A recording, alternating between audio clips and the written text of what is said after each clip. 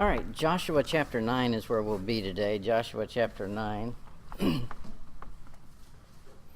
Joshua chapter 9.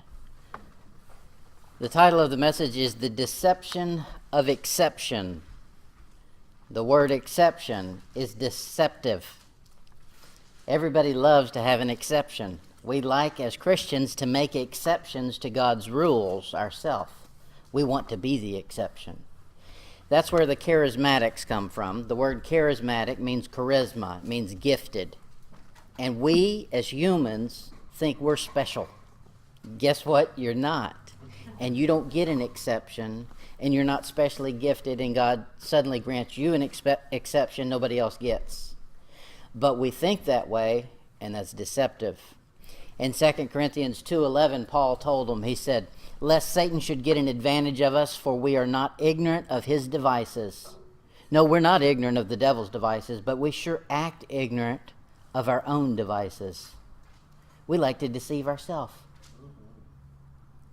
Satan doesn't have to deceive us, most people, because we'll do it all by ourselves. And that's with this exception clause. Joshua chapter 9, verse 3. Joshua chapter 9, verse 3. It says, "And when the inhabitants of Gibeon heard what Joshua had done unto Jericho and to Ai, they did work wilily." Say that 10 times. "And went and made as if they had been ambassadors, and took old sacks upon their asses, and wine bottles old and rent and bound up." Okay, they're putting on a front. They're faking. There's an old poem that says, "Oh, what a tangled web we weave when we practice to deceive." And that's true. That's very true. This is what these guys are doing. They're deceiving Joshua. They're going to come in and they're going to act like, "Hey, I live a long, long way away. You see how disheveled and wore out we are from the long journey we took? Make a covenant with us that you won't hurt us if you ever get around our parts of the world." If they live so far away, why did they even worry about having peace? Wouldn't have mattered. But to them it did, and they knew. Look at Joshua chapter 9, verse 22. "And Joshua called for them, and he spake unto them, saying, Wherefore have ye beguiled us, saying, We are very far from you, when ye dwell among us? As a matter of fact, you're just 3 days' journey down the road here, and you told me you lived a long way away. 3 days is not a long way away. Why did you deceive me?" The blame doesn't lie with being deceived, but with allowing the deception. This was Joshua's fault. Not the men of Ai, not the men of Gibeah. It's not the Gibeonites' fault. It's Joshua's fault.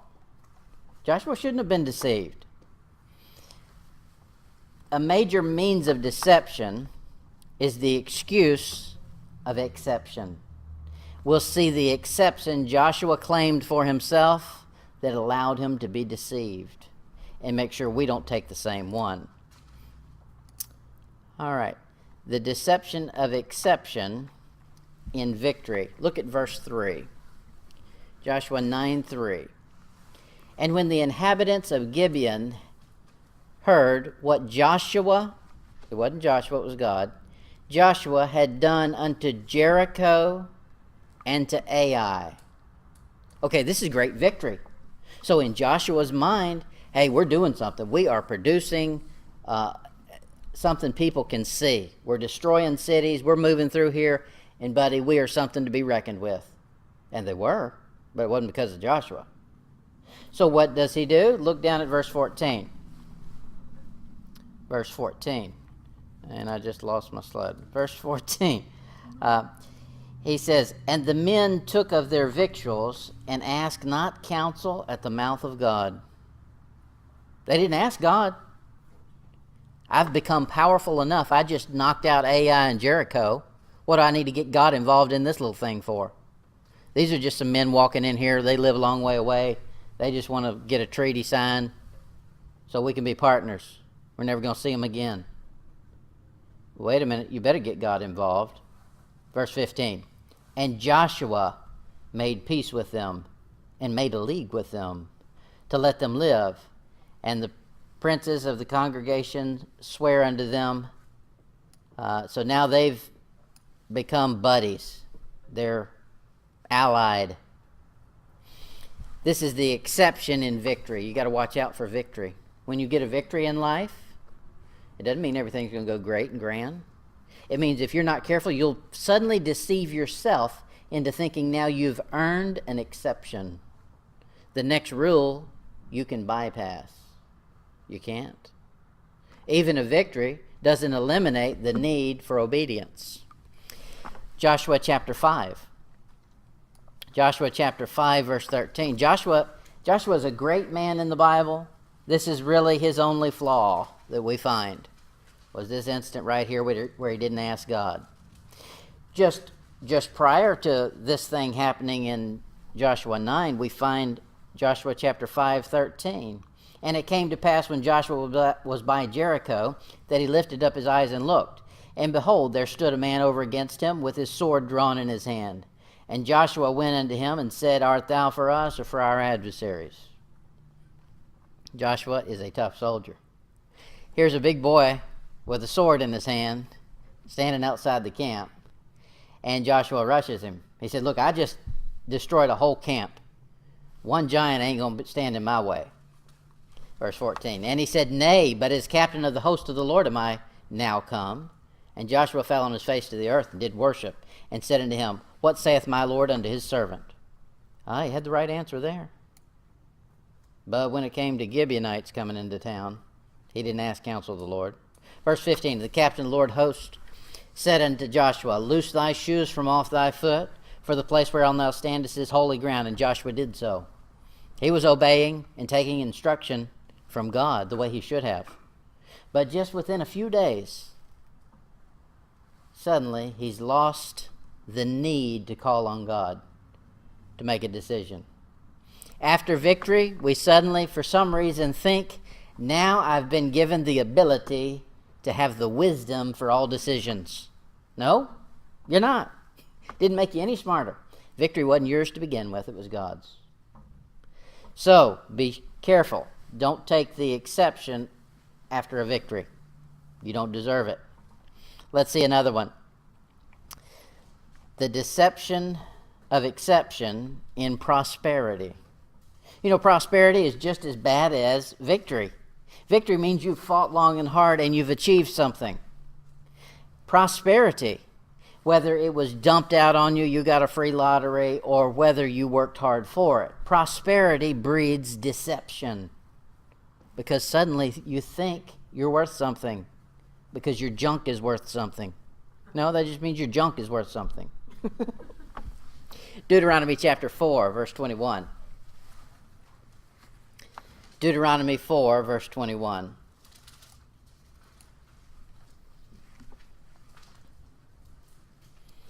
This is going to talk about Moses, but we're not looking at Moses. I'm going to show you something in this verse.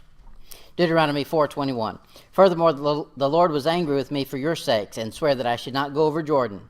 Okay, where are they? They're on the east side of Jordan. He says God got mad at me and said I can't go over into Israel, over Jordan, that I should not go in unto the good land which the Lord thy God giveth thee for an inheritance.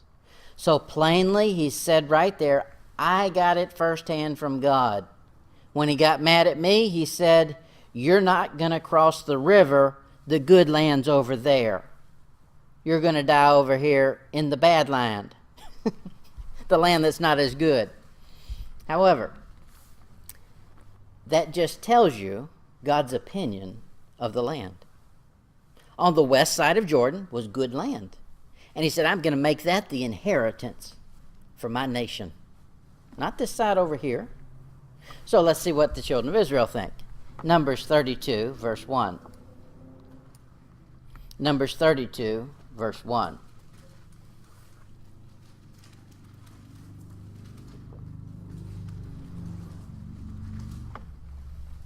Moses is no slouch.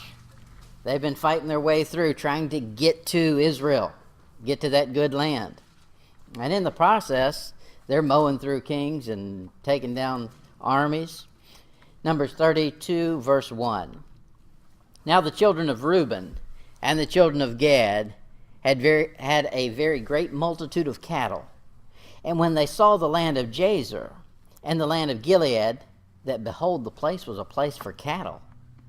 Exception of prosperity. They said, we got a lot of cattle. We've been prosperous. And this place over here, hey, we just cleaned it out. Let's name it and claim it. It's ours. And so, you know what happens? They claim a possession in an area God had said was not good land. He said the good land's on the other side. But they said, nah, we want this one right here. Prosperity, lots of cattle, lots of sheep, had given them the idea they could claim an exception. That's dangerous. Look at Joshua 12, verse 6.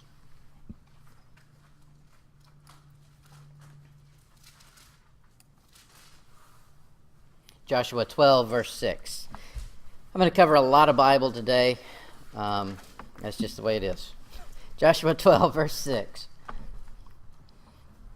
Then did Moses, the servant of the Lord, and the children of Israel smite, and Moses, the servant of the Lord, gave it for possession unto the Reubenites, and the Gadites, and the half tribe of Manasseh. Okay, so Joshua capitulates. He says, okay, y'all want that land over there? Go ahead, you can have it. And he ends up giving the whole swath of land on the east side of Jordan to 2.5 tribes. Those 2.5 tribes have decided we like good better than best. We'll stay over here. And they did. Joshua chapter 13.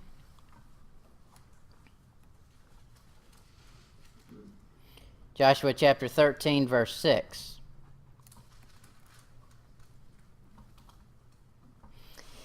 All the inhabitants of the hill country, from Lebanon to Mizrathaim, unto all the Sidonians, them will I drive out before the children of Israel. Only divide thou it by lot unto the Israelites for an inheritance, as I have commanded thee. Now therefore divide this land for an inheritance unto the 9 tribes and the half tribe of Manasseh. Okay, these people are in Israel proper. They're on the west side of Jordan. Now you're seeing that they're supposed to be getting their inheritance over there. Remember that half tribe of Manasseh? They got theirs on the wrong side of the river. Now Joshua's crossed the river. And now they're dividing up the land the way it's supposed to be divided. And in that you see a half tribe of Manasseh. This is the other half.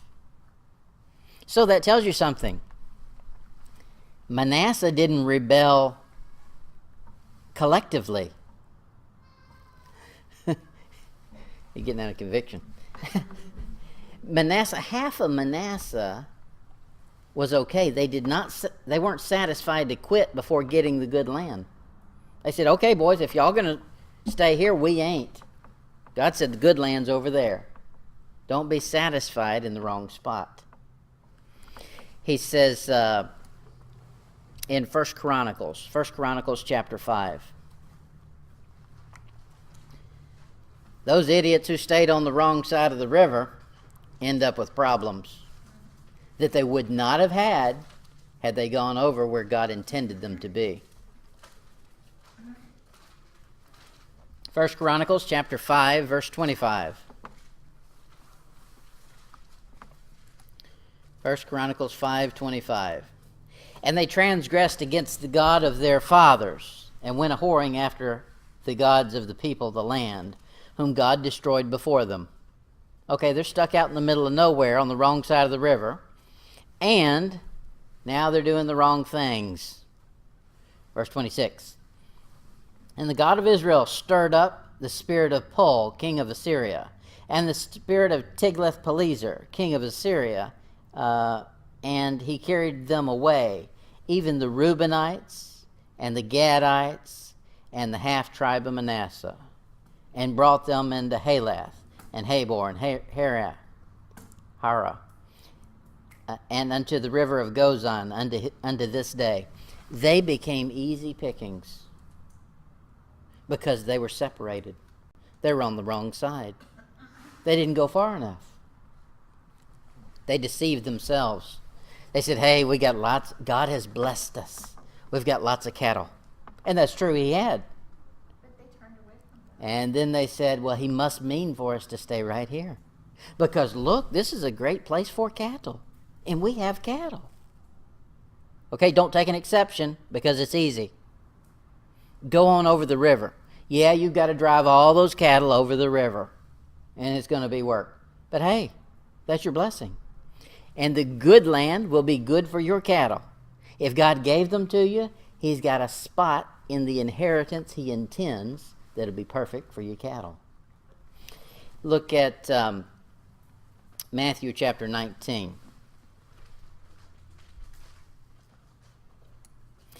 How does God respond to man taking an exception? Here's the way he does it. We need to know this because we do it. We say, oh, I've been blessed with this, or I've got prosperity, whatever the excuse we make up. And so that earns me the right to take an exception. God says, okay, that gives me the right to do this. Matthew 19, verse 8. This is Jesus talking. People are asking him some questions. He said unto them, Moses, because of the hardness of your hearts, suffered you to put away your wives. But from the beginning it was not so. He says, okay, you want to take exceptions where there shouldn't be any exceptions? You know what? Moses says, okay, you're taking an exception where you shouldn't be taking an exception. So I'm going to allow you to put away your wives. Does that mean suddenly God's declared that good? No, he doesn't. It means trouble's going to come following right behind it. A hard heart equals a heartache. Look at it in Ezekiel chapter 20. Ezekiel 20, verse 25. When man chooses an exception, God chooses a delusion. Ezekiel 20, verse 25. He says, this is God talking. He says, wherefore I gave them also statutes that were not good, and judgments whereby they should not live. That is a tough verse you don't hear people preaching on. That's God saying to the children of Israel, I gave them statutes, that's something from God, that were not good. That is for them. And judgments whereby they should not live. So, you want to take an exception where there shouldn't be one? To get out from under doing what God says to do? Get ready for some of this. Now, let's see these exceptions and this thing. Don't turn God into a bad guy by reading that verse. Let's find out how that actually plays out. It'll be in Deuteronomy chapter 27. Deuteronomy 27, verse 12.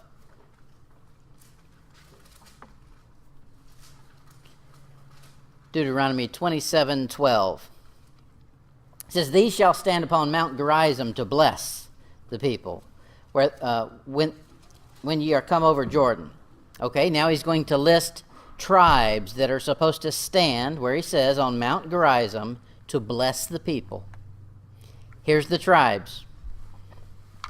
Simeon, Levi, Judah, Issachar, Joseph, and Benjamin. Where's Manasseh? He's right there. It's called Joseph. Joseph has two sons, Ephraim and Manasseh. So sometimes in the Bible you'll see the combination of those tribes called Joseph. Like in Deuteronomy. Right. And again in Revelation. Yeah. And then drop down to verse 13. And these shall stand upon Mount Ebal to curse. That's the part that's not good. Okay, so God set it up. He said, if you want to take an exception where there shouldn't have been an exception, here's the statute I have that's bad, and that's not for life, it's for death. That's the cursing part. So God's rules not only are for blessing, but they're for cursing if you step outside of them. Don't take an exception where there shouldn't be one, because he won't take an exception with his rule. Verse 13, and these shall stand upon Mount Ebal to curse. Now look at who's doing the cursing. Reuben, Gad. You know, two of the tribes that chose land on the wrong side. We saw the blessing people were in the good side. They were doing the blessing. That was the half tribe of Manasseh. And then you get the rest of the tribes. Asher, Zebulun, Dan, and Naphtali. The deception of exception in victory. The deception of exception in prosperity. We got to watch them. So when you think that you've had a victory, look out. Don't pat yourself on the back with an exception to obedience. When you think you've been prospered, don't pat yourself on the back with an exception that God's not given. The deception of exception. Let's see it again. This time it'll be in false humility. False humility is a tough one. Well, the world has it to some degree, but it's a big Christian thing. And it's usually the Christians who are trying to do right. It's not the Christians who don't care. They have the other side of it. They're arrogant. But the Christians who believe the Bible, read the Bible, and view themselves the way God views them, step off into this false humility thing quickly. Deuteronomy chapter 22. The deception of exception in false humility. This will be Deuteronomy 22 in verse 30. Here Ahab, with the voice of Jacob and the hands of Esau, begins to weave his own web of deception that becomes a dead end. 1 Kings 22:30. And the king of Israel said unto Jehoshaphat, I will disguise myself, and enter thou into battle, but put thou on thy robes. And the king of Israel disguised himself and went into the battle. Exception of false humility. He says, I'm going to look like a foot soldier. I'm going to fake like I'm humble, like one of the men. But he wasn't. He was a king. You know what happened with that? God killed him. That became his demise. Probably if he had had on his robe, he wouldn't have died. But he got shot like a bunch of other people got shot with an arrow. It's deceptive. We think we've engineered things so it'll be just right. And he thought false humility would earn him something. It didn't earn him anything. He didn't get favor from God for faking like he was humble. We won't either. God knows our heart. He can tell when we're faking. Why do we think we've pulled one over on him? You won't. Look at it in Isaiah chapter 57. Isaiah 57. He says the nation of Israel has done this very same thing. Isaiah 57. They've become humble to another nation in order to get favor from another nation. And God has a great way of putting it here. Isaiah 57 verse 8. Behind the doors also and the post hast thou set up thy remembrance. For thou hast discovered thyself to another other than me, and art gone up. Thou hast enlarged thy bed, and made thee a covenant with them.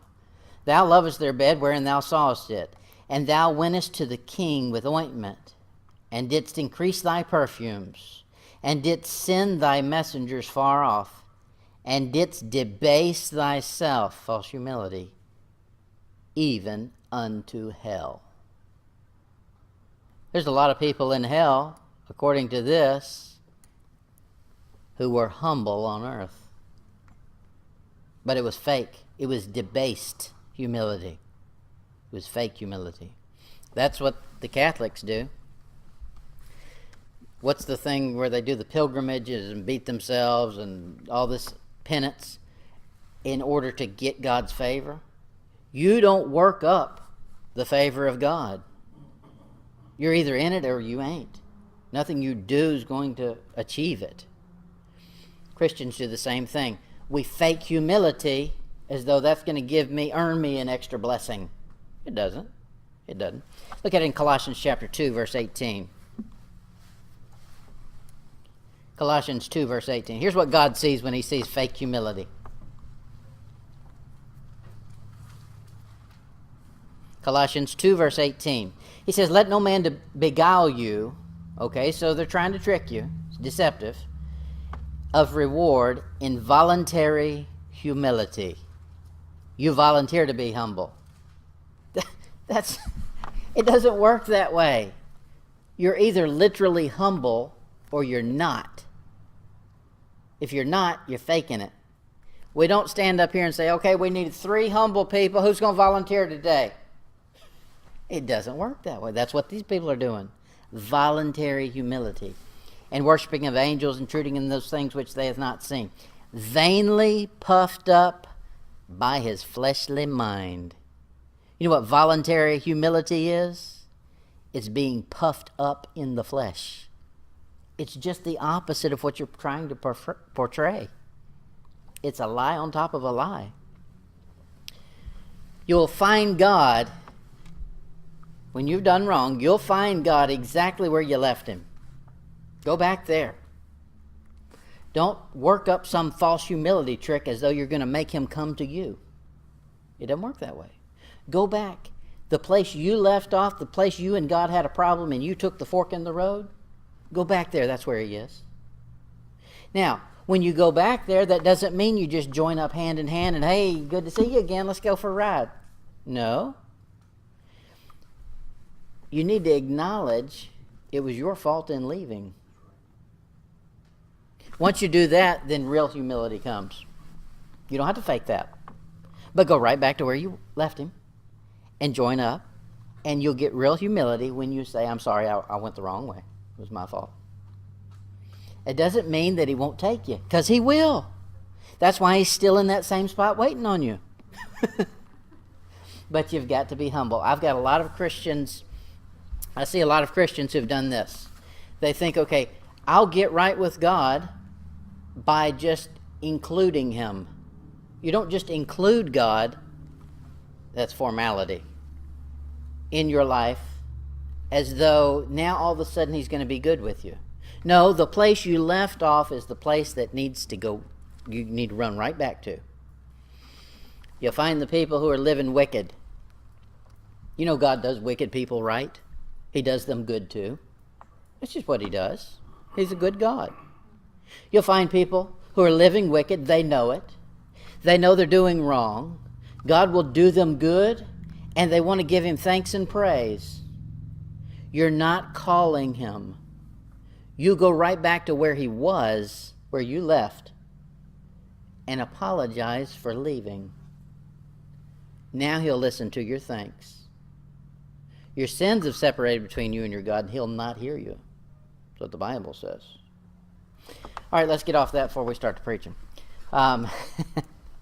The next exception we'll find is the deception of exception in religious worship.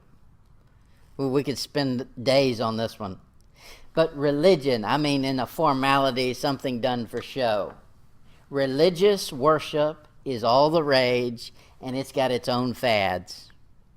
You look at, I saw just the other day, I saw an advertisement for a local church, I'm not going to name it, you'll know who it is, that had a rap concert at their church for the young people. And of course I don't have the sound on, I don't want to hear that mess. But they had the fog machine and all the kids going crazy, and it looked like a bad rock concert. Not a good one, a bad rock concert, as though there was a good.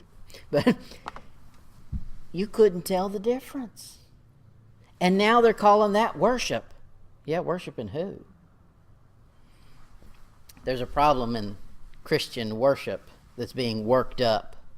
Okay? God views that as you just deceived yourself and taken an exception. The world's having fun doing this and this. Let's mimic them and worship our God that way.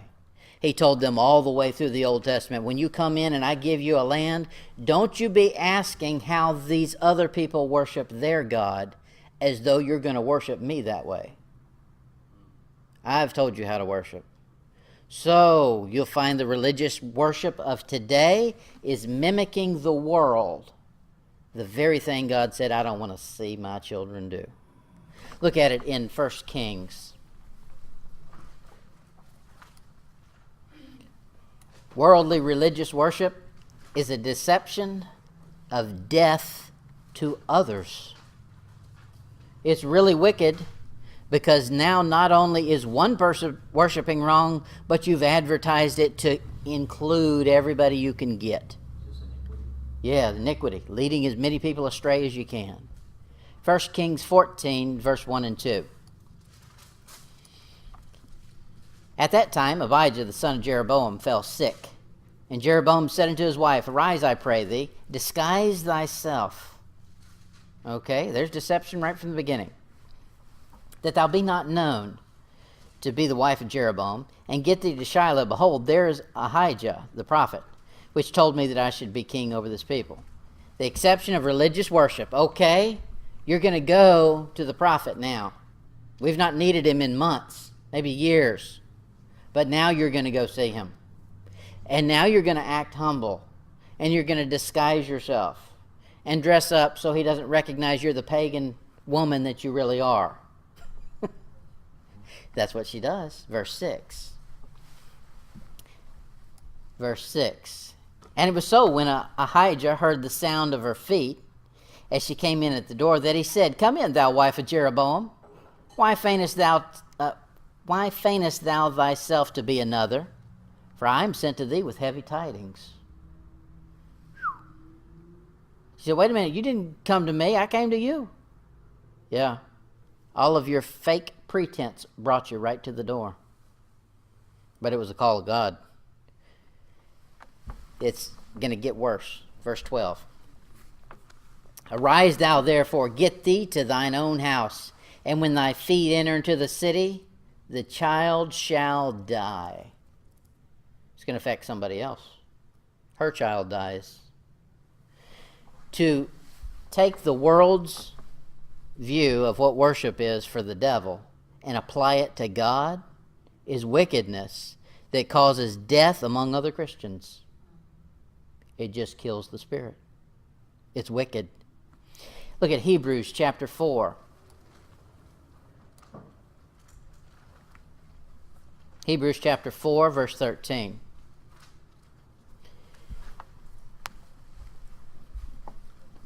This modern Christianity where they can be very fleshly in their worship of God.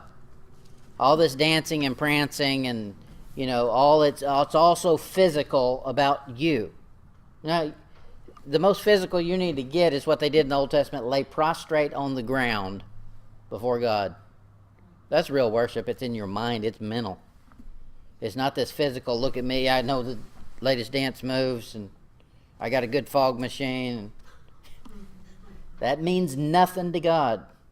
That's not worship. Hebrews chapter 4, verse 13, he knows what's going on the inside. He says, Neither is there any creature that is not manifest in his sight, but all things are naked and open to the eyes of him with whom we have to do. Ooh, that's a tough verse. He says God knows your motives. He can see right inside you. And all things are naked and open to him. Your deception doesn't deceive him. Exceptions don't apply. He says, the eyes of him with whom we have to do. You do have an account that will be running and will be one day settled before God. It says, with whom you have to do. Look at it in Psalms 90. Psalms 90, verse 8.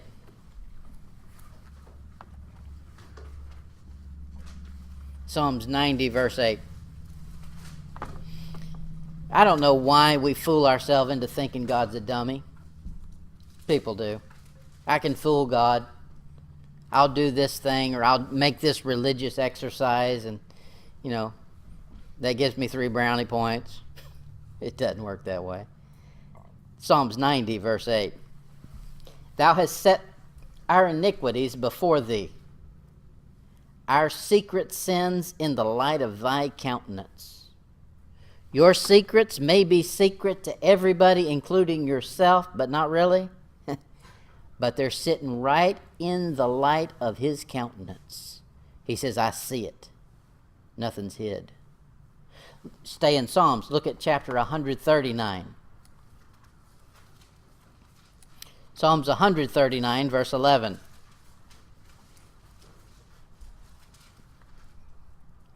He says, if I say, surely the darkness shall cover me, even the night shall be light about me. Yea, the darkness hideth not from thee, but the night shineth as the day, and the darkness and the light are both alike to thee. God is not fooled. There's no exception you can claim that gives you the ability to run out and act like a heathen. And that's what Christians do. Christians say, I memorized 3 verses, I read 2 chapters this week, that means I've done better than I've ever done, now I can go do worse than I've ever done, and we're even. No, sir, no exceptions. No exceptions. Now, they won't say that with their mouth, they'll sure say it with their actions. Proverbs chapter 5, verse 21.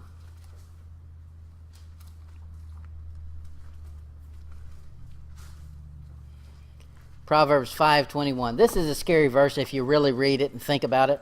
There's no reading comprehension among people anymore, but that's too bad. Proverbs 5, verse 21. For the ways of man are before the eyes of the Lord. Here's the scary part. And he pondereth all his goings. You know what God does in his spare time? He's pondering what you're doing and why. If that don't get you scared, I don't know what will. That's a scary thing. God knows what we're doing. He knows why we're doing it. And nothing's hid. We're not deceiving him. And we don't get any exceptions. All right, we're almost done. Let me give you a conclusion and we'll call it a day. In conclusion, to avoid all of that deception and not claim an exception where there's not one. You know, you wouldn't get away with that. Well, some people do. You won't get away for very long doing that on your income tax. Taking an exception where there isn't one, it doesn't work that way. You get caught. Well, guess what? If the IRS can catch you, don't you know God will? Yes, he will. Paul sums up the instruction to avoid this situation in 3 little words. Be not deceived. It's all through the New Testament, and you find something strange. This is not something that's kept in the Old Testament. This is something that increases in the New Testament. Deception is on the rise, and it's going to get worse and worse the closer we get to the Antichrist, the deceiver in flesh showing up. Paul tells Timothy, but evil men and seducers shall wax worse and worse, deceiving and being deceived. That's just what's going to happen. The closer we get to the end of this thing, deception is on the rise, and buddy, it is. Look around. A lot of Christians are deceived.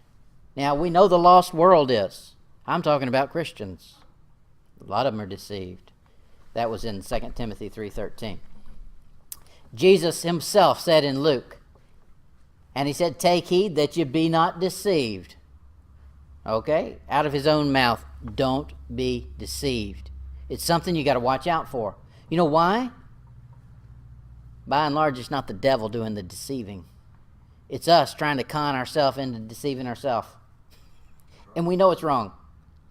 Paul wrote to the church in Corinth, he says, know ye not that the unrighteous shall not inherit the kingdom of God? Be not deceived. He's talking to Christians. Don't be deceived. Watch out for deception.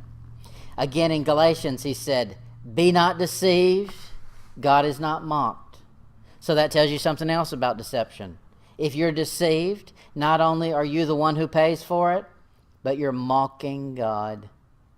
Claiming an exception to do wrong when there's not one, and you know there's not one, is sticking your finger in God's face and laughing.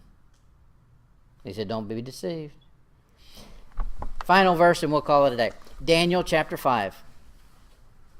Daniel chapter 5. Daniel chapter 5. This is Belshazzar. You know the story, the handwriting on the wall, the many tekel upharsin, and Daniel comes in to interpret it. Daniel preaches a little sermon to Belshazzar. He says, you're wicked. You're using God's utensils here to worship the gods of gold and silver and wickedness, and you knew better. He tells him in another verse there, this is not the one we're at, but he tells him that you're the God in whose hand your breath is the one I'm talking about. And that's the one you're going to give account to. That he's laying it on him, buddy. Talk about a hellfire damnation preacher. That was Daniel. Look at it in Daniel 5, verse 22. And thou, his son, O Belshazzar, hast not humbled thine heart, though thou knewest all this. That's what's going to be at the judgment. God's going to say, you took an exception where there was none, and you knew all this. Now, maybe you didn't know it before this message, but there's no excuse now. You know all this. There's no exception, religious exception. There's no financial, physical, any category you want to put it in. There's no exception that allows you to step outside of God's instruction. None. He says there, you knew all this, and God's called you into account. God's going to call all of us into account one day, and we know it. Don't deceive yourself. Come ye sinners, lost and lonely, Jesus' blood